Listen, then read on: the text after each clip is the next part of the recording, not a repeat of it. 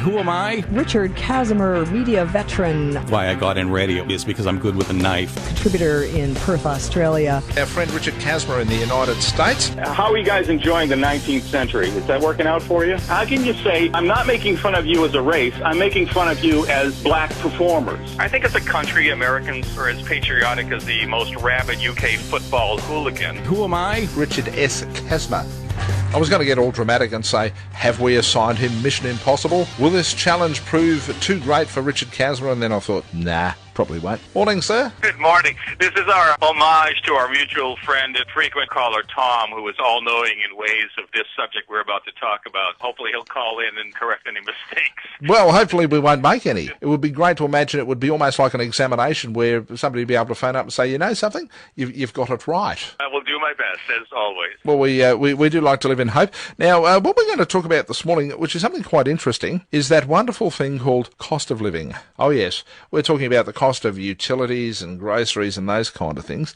Now, it comes into sharp focus often, the cost of living. Something that has sort of come across to me that seems apparent in many areas, it's a lot cheaper. Certainly a lot of those groceries appear to be a lot cheaper in the United States. Other things appear cheaper, but it also seems to depend on where you live. There's a couple of cost of living indexes that we use here in the United States. One is the COLI, the cost of living index, and that's the yearly average cost data to live in any one particular state. The categories that fall under that are groceries, housing, utilities, transportation, healthcare, and miscellaneous goods and services. And those are the items you can live without, but very often use, like car washes and laundromats and things like that. And then there's the Consumer Price Index, the CPI. That's the monthly data on changes in the prices paid by urban consumers for a representative basket of goods, they call it, and services. Cost of living is long-term. That's a yearly cost data, and the cost price index is the current direction or the finger on the pulse of the country's cost of inflation and deflation. Now, depending on the index, food and petrol can be left out of the cost of living indicators because these prices fluctuate by the stock market, especially the commodities market, and price shocks if there's anything like Hurricane Katrina or anything that disrupts our wheat growing and whatnot. However, the fuel and food are still part of the core index, and they still indicate different areas of the country where food and gas prices are higher or lower due to location and state and local taxes. So you are correct in saying that different states, different prices of the cost of living will fluctuate. For example, heating costs will cost more in New England because we have a longer winter season than people who live in southern states and Florida, coastal states, Texas out west, and et cetera. Same thing applies where more rural states, Vermont, for example, or even some of the Midwestern states where it's harder to get goods to, or you have to drive farther to the supermarket. So therefore, your cost of living, even though it's a more sedate lifestyle, your cost of living is actually more because you have to drive farther or goods have to travel farther to get to you. And if I could just briefly indicate, of our 50 states here in the United States, the top 5 states where it costs the least to live would be Missouri at 5, Kansas at 4, Oklahoma 3, Kentucky 2, and Tennessee 1. Those are the 5 least expensive states to live in. And the top 5 states that cost the most to live in would be Hawaii, Washington, D.C., California, Alaska, and Connecticut. Now, why are some of those, like, for example, Kansas, and you've got to remember this is the Australian talking, why would some of those be among the cheaper states to live in? The reason why I say that is because they're landlocked. You kind of imagine that to get any freight, any goods or services has to be transported over a reasonable distance to get them there. You more or less tend to think that logically, and this is how it works here, that you would find the goods to be cheaper, A, nearer the coast, and B, nearer the major capital city. It could have a lot to do with the industry, the median income. If people are more closely compacted, they've set up an infrastructure where it supports that area more so than if they lived in a more rural area, as I mentioned, like Vermont. Theoretically, the lower the tax revenue, the higher the cost of living. For example, an upscale suburban area. Highly industrialized areas have a lower cost of living rate because the industry pays a larger share of the taxes. However, if the state or the city gives the industry a tax break to locate in that area, such as Connecticut, which is very high, the burden then falls on the residents to make up the difference. Does that by extension create affluent areas? Like, for example, you've mentioned Connecticut, and if I'm not mistaken, Connecticut, by generally speaking, especially when we start to talk about places like Hartford, is pretty affluent. Is that caused by the fact that it's simply very expensive to live there, so to live there you have to be fairly well off? That's true. And then what happens, the state government creates that scenario. Now, what happened with Connecticut, and I had lived there for a couple of years, is that Connecticut's motto in attracting industry was, no problem, come on in. They wanted to attract all this industry from New York, predominantly New York state industries, to cross that border into Connecticut by offering them huge tax incentives, tax breaks on how much income tax they would charge any sort of company. Also kind of waive environmental protection laws to attract these industries to come in there.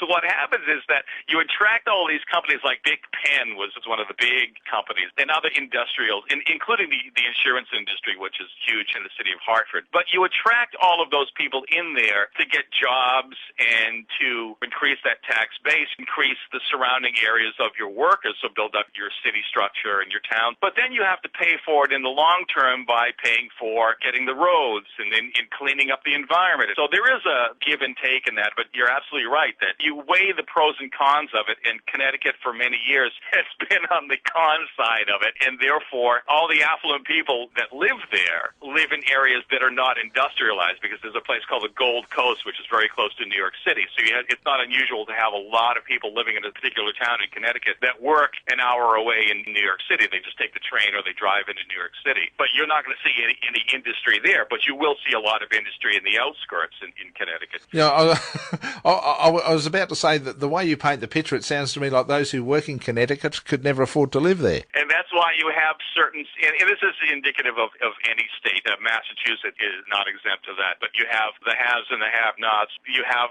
certain sections of cities where the people who can't afford to live in the city, or certain sections of the state where people who can't afford to live where they work live, and those aren't necessarily the most affluent or the more well-maintained portions of your state. So when we talk about cost of living, the first message I get is it really does depend on where you live, and the variation in prices can be quite huge from state to state. I guess somewhere like Hawaii being quite expensive, from an Australian point of view, we can kind of understand that. That is, you have to sail or fly everything there. And it's a considerable distance from the mainland. That is why Hawaii is like that, and that is why Alaska is like that. Other than the fishing industry and oil and gas in mining, Alaska really doesn't have much. It is a tourist attraction state. A lot of cruise lines go there. There's a huge hunting and fishing industry. But beyond that, they really don't make a lot of stuff, and everything has to come up through Canada to get there. So they buy a lot of things from Canada as well. A lot of things from the United States are shipped there, which means the same things that we get imported here in the United States have to either travel here first and then shipped there, or railed there, or flown there. So that's what makes everything cost so much more. If I could touch upon, we talked about utilities. Yeah, I was just about to get there. I wanted to know about utility costs. Do they vary from state to state, much the same way that grocery and other cost of living issues do? Yes, they do. Water and sewage is the one utility that's controlled by the state and the local municipalities for quality control. Now, these rates change due to the growing or shrinking population size, supply and demand of the growing community, and the infrastructure repairs. So that is pretty much the only thing that's controlled by the state and the local municipalities. Electrical power, natural gas, landline telephone, cable TV, and internet are all provided by private companies, but they're regulated. The prices are regulated by state and local public utilities commissions. Now, these are boards that grant or deny rate increases. The commission also determines which companies service any particular area based on a competitive bidding process. So you do have some sort of regulation in your utilities industry, because we always had the impression, especially for things like electricity and gas, that it was open slather, unregulated in the United States. You're telling me that's not quite how it is? No, it's not. Anytime a utility wants a rate increase, they need to go in front of the Public Utilities Commission and explain why they need it, and they need to justify it. Sometimes it's not granted at all. Other times only a percentage of it is granted. In some occasions, if they have not given a rate increase or asked for a rate increase for many years, that they will be granted that full rate increase. For example, a cable company will come in, and you're seeing a lot of these huge packages where the cable companies are now giving cable TV internet and phone service, the bigger the package, the more likely they are going to get that rate increase because the more that they're able to offer in their product. If it's a faster DSL, for example, the commission say, well, this is a good value compared to what's out there. But the Public Utilities Commission are really good, and they're really working for the consumer. Heating oil, kerosene, coal prices, those are, again, all privately owned suppliers, and they're not subjected to price controls because you can use alternative fuels, heating oil, kerosene, and coal prices. Those are very antiquated ways of heating, so those are at fair market value. Depending on any state government price protection laws, living in a state that, we'll go back to Vermont, for example, as a dairy producer, doesn't mean that your dairy prices are going to be any lower, or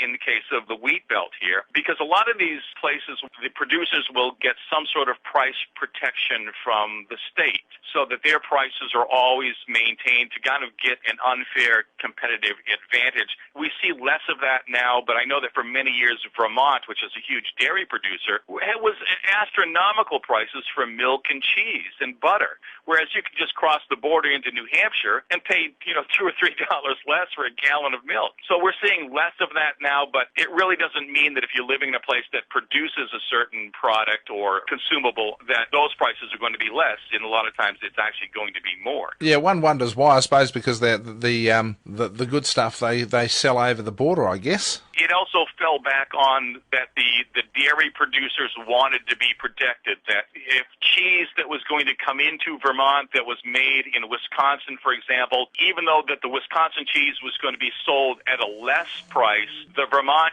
cheese was going to be held at a higher regulated price. So, which seemed a little defeatist, that if the consumer wanted to buy Vermont cheese and they knew it was good quality, that they had to pay that locked-in price that was guaranteed by the state. How crazy is a situation like that? I actually take some sort of solace from the fact that you've also run crazy systems like that, because firstly, I don't think it does anything to improve the product, and I think that's quite clearly demonstrated. When people don't have to worry about something, they generally don't.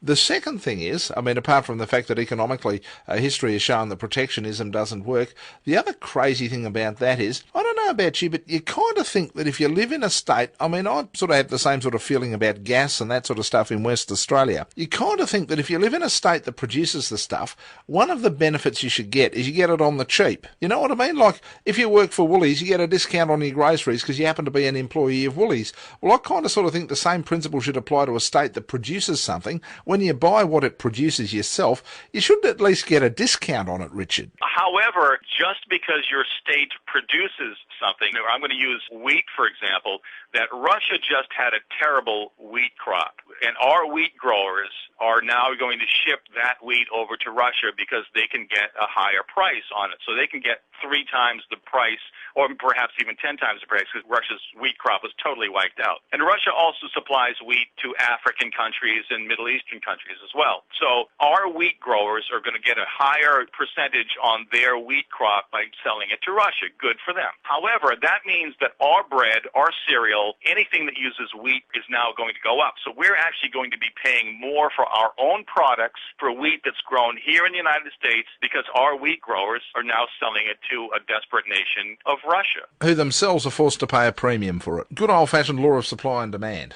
Well, that's it. Our oil prices, like with BP, all of their wells that are either pumping oil or in the process of exploding in the Gulf of Mexico, all of that oil is, very little of it is actually going to be consumed here in the United States, because the people who are getting oil and producing petrol here in the United States are under no obligation to sell it to our market. If they sell it to whomever, they can get a higher price for it. So just because Texas, for example, or Louisiana produces a lot of oil and gas doesn't mean that our prices are going to be any. Oh, yeah, and look, and I also appreciate that it doesn't necessarily mean that that's the stuff you're going to get. You can get the situation where you might be buying your oil from Australia and at the same point you're exporting your own. It's just one of the crazy ways the whole system works.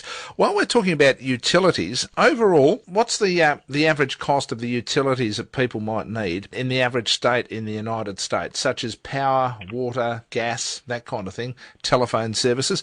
What sort of price are people paying, generally speaking?